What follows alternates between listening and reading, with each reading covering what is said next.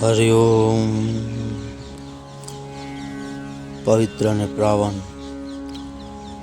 પુરુષોત્તમ માસ, દર 3 વર્ષે આવતો અધિક માસ, જેને ધાર્મિક સાહિત્યમાં પુરુષોત્તમ માસ કહેવામાં આવે છે. ભગવાન પુરુષોત્તમ માસનું વ્રત અને તેની કથા આપના વિડીયોની અંદર હું તમને સંભળાવીશ. દર 3 વર્ષે પુરુષોત્તમ માસ આવે છે ત્યારે કળાની સ્થાપના કરવામાં આવે. આ સ્થાપન પાસે ઘીનો દીવો કરવામાં આવે છે, જે દીવો અખંડ હોય છે. તેમજ પુરુષોત્તમ માસમાં સવારે વહેલા ઉઠીને નદીએ સ્નાન કરવામાં આવે છે. પછી આવીને કળાનું પૂજન કરવામાં આવે છે. દીવાના દર્શન કરવાના હોય છે. પીપળ અને તુલસીનું પૂજન કરવાનું હોય છે. તેમજ આખો માસ એકટાણા કરવાના હોય છે. રાત્રે ભોંય પથારીએ સૂવાનું હોય છે અને મહિનો પૂરો થાય ત્યારે બ્રાહ્મણને જમાડી યથાશક્તિ દાન કરવામાં આવે છે. આ માસ, પુરુષોત્તમ માસનું વ્રત કેવી રીતે કરવું એની રીત હતી. પુરુષોત્તમ માસની વાર્તા. એક બ્રાહ્મણ હતો, એક બ્રાહ્મણી હતી. ઘરમાં 2 જણ હતા. 6 છોકરું કોઈ નહોતું, પણ ભારે ધનવાન. ઘરના કોઠાર ધન ધાન્યથી ભરેલા હતા, પણ એમને ત્યાં સંતાન નહોતું. એવામાં પુરુષોત્તમ મહિનો આવ્યો એટલે બ્રાહ્મણ ને બ્રાહ્મણી તો રોજ નદીએ નાહવા જાય. નાહી ધોઈને ઘેર આવે અને પૂજન વિધિ કરે. ત્યાં બપોરનો સમય થઈ જાય, રસોઈ કરવાનો સમય રહે નહીં. પણ તેમને લાગ્યું કે અરે ભગવાને અમને એકાદ દીકરો આપ્યો હોત તો તે દીકરાને અમે પરણાવત, તેની વહુ લાવત અને તેની વહુ રસોઈ કરી રાખત. પણ દીકરા વગર વહુ ક્યાંથી લાવી? બ્રાહ્મણી કહે, ગમે તે કરો પણ વહુ લાવો. વહુ નગર કોઈ રસોઈ કરી આપનાર નથી. આપણને શિવા પૂજા પાછળ રસોઈ કરવાનો સમય મળતો નથી. બ્રાહ્મણ કહે, પણ દીકરા વગર વહુ લાવી ક્યાંથી? કોઈ પૂછે તો કહેજો કે દીકરો કાશીએ ભણવા ગયો છે. થોડા વખતમાં જ કાશીએથી ભણીને અને પંડિત બનીને પાછો આવી જશે. ભલે, એમ કહી બ્રાહ્મણ તો જવા માટે તૈયાર થાય અને બ્રાહ્મણી એને ભાથું કરી આપી. બ્રાહ્મણ તો ભાથું લઈને ચાલી નીકળ્યો. એક ગામથી બીજે ગામ, બીજે ગામથી ત્રીજે ગામ, એમ ચાલ્યો જાય છે, પણ એને ક્યાંય મન ઠરતું નથી. એમ કરતાં કરતાં એક ગામમાં બ્રાહ્મણ આવી પહોંચ્યો. ત્યાં એક બ્રાહ્મણની દીકરી હતી. રૂપવાન અને ગુણવાન તેવા સમાચાર મળ્યા એટલે એને ત્યાં ગયો. ત્યાં જઈને એને કન્યાનું માગું નાખ્યું અને કન્યાના બાપને કહ્યું, ભાઈ, મારો દીકરો કાશીએ ભણવા ગયો છે. પુરુષોત્તમ મહિનો ઉતર્યા પછી 1 મહિને તે કાશીએથી ભણીને પંડિત થઈને પાછો આવશે. માટે આપની દીકરી મારા દીકરા સાથે પરણાવો. આપના દીકરાની ગેરહાજરીમાં ફેરા કોની સાથે ફરવું? એમ કરો, 3 ફેરા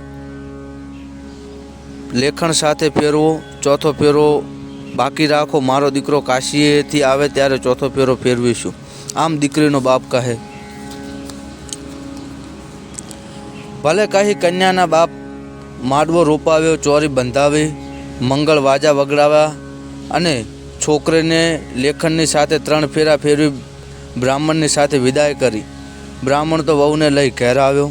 બ્રાહ્મણે બ્રાહ્મણીને રોજ નદીએ નાહવા જાય અને પાછળથી વહુ રાંધીને રસોઈ તૈયાર રાખે. શિવા પૂજા કરીને બંને પરવારે પછી જમવા બેસે. એક દિવસની વાત છે. બ્રાહ્મણ અને બ્રાહ્મણી નદીએ નાહવા ગયા અને વહુ પાડોશનને ઘેર દેતવા લેવા ગઈ. ત્યાં જઈને કહે, અરે કાકી, આજે દેતવા બુઝાઈ ગયો છે, જરા આપો ને. પાડોશન કહે, વહુ ઊભી રહે, દેવતા આપું છું, પણ પહેલાં એ તો કહે કે પરણી છે કોની સાથે? તું વહુ કોની? કેમ, આમના દીકરાની? અરે એમને દીકરો જ ક્યાં છે? એ તો વાંઝિયા છે. એમના દીકરા તો કાશીએ ભણવા ગયા છે, આવતે મહિને આવશે. ખોટી વાત છે, તને છેતરી છે. એમને કોઈ દીકરો જ નથી અને કાશીએ કોઈ ભણવા ગયો પણ નથી. પાડોશીની વાતથી વહુ તો મૂંઝાણી. એણે તો રસોઈ બસોઈ કરી નાખી અને ઉપરથી રડવા બેઠી. એ તો બેઠી બેઠી રડ્યા કરે. એવામાં સાસુ અને સસરા નદીએથી નાહી ધોઈ આવ્યા અને જોયું તો વહુ રડતી હતી. વહુને રડતી જોઈને સાસુએ પૂછ્યું, અરે વહુ બેટા રડે છે કેમ? એટલે વહુએ બધી જ વાત કરી અને છેવટે ઉમેર્યું, મને તમારો દીકરો બતાવો. સાસુ બોલ્યા, વહુ બેટા ધીરજ રાખ, જરૂર મારો દીકરો આવશે. આમ કહી સાતે કોઠારની ચાવીઓ વહુને આપી અને કહ્યું, બધા કોઠાર ઉગાડજો પણ સાતમો કોઠાર ઉગાડતા નહીં. બીજે દિવસે સાસુ સસરા નદીએ નાહવા ગયા અને વહુએ એક પછી એક કોઠાર ઉગાડવા માંડ્યા. પહેલો કોઠાર ઉગાડ્યો તે તો અનાજથી ભરેલો હતો. બીજો કોઠાર ઉગાડ્યો તે વાસણ કુસણથી ભરેલો હતો. ત્રીજો કોઠાર ઉગાડ્યો તે જાત જાતના વસ્ત્રોથી ભરેલો હતો. ચોથો કોઠાર ઉગાડ્યો તે સોના રૂપાના ઘરેણાથી ભરેલો હતો. પાંચમો કોઠાર સુવર્ણ મુદ્રાઓથી ભરેલો અને છઠ્ઠો કોઠાર હીરા મોતીથી ભરેલો. અને નાની વહુને સાતમો કોઠાર ઉગાડ્યો ત્યાં તો દીવાના તેજથી આખો ઓરડો ઝગમગતો અને એક પુરુષ બેઠો પોથી વાંચતો હતો. આ પુરુષ પીળું પિતાંબર પહેરેલું હતું, રેશમી ઉપરણું ઓઢેલું હતું અને ગળામાં સોનાનો હાર લટકતો હતો. વહુને જોતા જે પુરુષ બોલી ઉઠ્યું, ઓરડો જલ્દી બંધ કરો, મારા માતા પિતાનો વ્રત ભાગશે. પુરુષોત્તમ મહિનો પૂરો થયા જ મને બોલાવજો, પછી ચોથો ફેરો તમારી સાથે ફરીશ અને પરણીશ. આ સાંભળી બહુ તરત જ ઓરડો બંધ કરી દીધો અને તે સાસુ સસરાની વાત સાચી લાગી. વહુ તો રાજી થતી થતી રસોઈ કરવા લાગી. એમ કરતાં કરતાં પુરુષોત્તમ માસ પૂરો થયો. આજે ઉજવણું કરવાનું હતું એટલે વહુએ જાત જાતની રસોઈ બનાવી. જાતે રાજી થતી હતી. ઘેર ઘેર નોતરા દઈ આવી અને સમય થયો એટલે બ્રાહ્મણો આવ્યા. મંત્રો બોલવા લાગ્યા. લગ્નની વિધિ થવા લાગી. વહુ કહે, સાસુજી આજે તો તમારા દીકરા આવશે અને મારે ચોથો ફેરો ફરવાનો છે, બરાબર? આ સાંભળી સાસુ વિચારમાં પડી ગઈ. દીકરો હોય તો આવે ને. એવામાં મહારાજે કહ્યું, હવે વર અને કન્યાને મંડપમાં પધરાવો. આ સાંભળી સાસુ વધુ મૂંઝાણા એટલે વહુ બોલી, બા તમે મૂંઝાવો છો કેમ? તમે તો કહેતા ને કે તમારો દીકરો કાશીએ ભણવા ગયો છે. પણ એ તો કાશીથી આવી પણ ગયા છે. છેલ્લા સાતમા કોઠારમાં બેઠા પોથી વાંચે છે. એમનું નામ પુરુષોત્તમ દાસ છે અને એમને બોલાવો. એમણે મને કહ્યું હતું કે પુરુષોત્તમ મહિનો પૂરો થાય ત્યારે મને બોલાવજો. અને વહુની સાસુએ આનંદમાં આવી ગઈ. એ તો સાતમા કોઠાર પાસે ગઈ, કોઠાર ઉગાડ્યો અને સાથ દીધો.